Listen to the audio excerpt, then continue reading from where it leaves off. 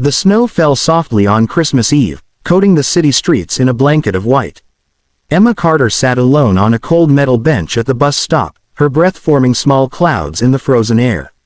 She pulled her thin cardigan tighter around her shoulders, wishing she had remembered to bring her winter coat. In her hand, she held a crumpled $10 bill. It was all the money she had left in the world. Emma had moved to the city 6 months ago, full of hope and dreams. She had wanted to become a teacher, to make a difference in children's lives. But life had other plans. Her mother had fallen ill back home, and Emma had spent every penny she earned on medical bills and medicine. When her mother passed away 2 months ago, Emma found herself truly alone for the first time in her life. She had lost her job at the diner last week. The owner said business was slow, and he couldn't afford to keep her on. Emma understood. She didn't blame him. But understanding didn't pay the rent, and now she had been evicted from her tiny apartment. The $10 in her hand was supposed to buy her dinner. Maybe a sandwich and a cup of hot coffee. Something to warm her from the inside out on this bitter Christmas Eve. Emma looked up at the darkening sky. Snowflakes landed on her cheeks, melting against her skin like tiny tears. All around her, people hurried past with shopping bags and bright smiles, heading home to their families and warm houses. She wondered what it would feel like to belong somewhere again. A bus pulled up to the stop, its brakes hissing in the cold air. The doors opened, and Emma saw the driver, an older man with kind eyes and a salt and pepper beard. Behind him, a young mother struggled with 2 small children and several bags of groceries. The woman was searching frantically through her purse, her face growing more and more distressed.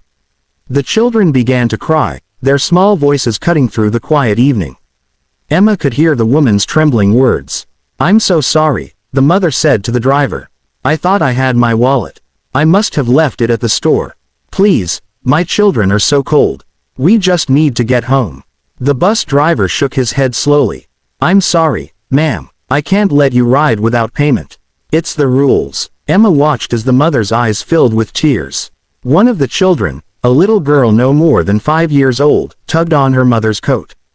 "Mommy, I'm cold," she whimpered. Emma looked down at the $10 bill in her hand. She thought about the sandwich she wouldn't eat, the coffee she wouldn't drink. She thought about her own mother, and how much she would give to have one more moment with her. Without thinking too hard about it, Emma stood up and walked to the bus. "Excuse me," she said softly. "I can pay for them." The mother turned, her eyes wide with surprise. Emma held out the $10 bill to the bus driver. "This should cover their fare," she said. The bus driver took the money and nodded. The young mother grabbed Emma's hand. "Thank you," she whispered, her voice breaking. "God bless you. Thank you so much." Emma smiled, even though her heart was heavy. "Merry Christmas," she said quietly. She watched as the bus pulled away, carrying the mother and her children to safety and warmth. Emma sat back down on the bench, her hands empty now. The snow was falling harder, and the street was growing quieter as more and more people found their way home. Emma wasn't sure what she would do now. She had nowhere to go, no money for food, and no plan. But somehow, sitting there in the cold, she didn't regret what she had done. Some choices were bigger than logic. Some choices were about holding onto your humanity when everything else was stripped away. She was about to stand up and start walking, though she didn't know where, when she heard the sound of a car approaching. It was moving slowly through the snow, its headlights bright against the dark street. Emma looked up and felt her breath catch. A long, black limousine was pulling up to the curb, right in front of her bench. The vehicle was sleek and expensive, completely out of place in this modest neighborhood. The back door opened, and a man stepped out. He was tall and well-dressed, wearing a long black coat that looked like it cost more than Emma had earned in a year. His hair was perfectly styled, and there was something commanding about the way he moved. But his eyes were gentle as he looked at Emma. "Excuse me," he said, his voice deep and warm. "Are you Emma Carter?" Emma stood up slowly, her heart pounding. "Yes," she said cautiously. "How do you know my name?" The man smiled. "My name is James Mitchell. That woman you just helped on the bus. That was my sister, Rachel. She called me right away, told me what you did. She said an angel had given her last $10 to help strangers on Christmas Eve." Emma shook her head. I'm no angel. I just did what anyone would do. No, James said firmly. You did what only someone with a truly kind heart would do. My sister told me you looked like you needed that money yourself.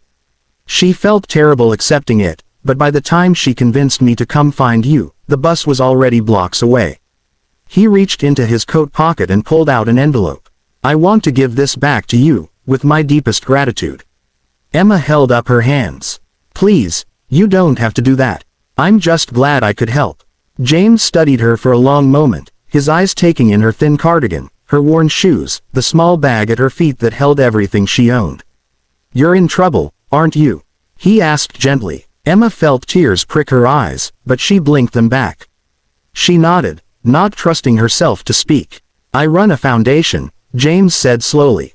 We help people get back on their feet. We provide housing, job training, education assistance.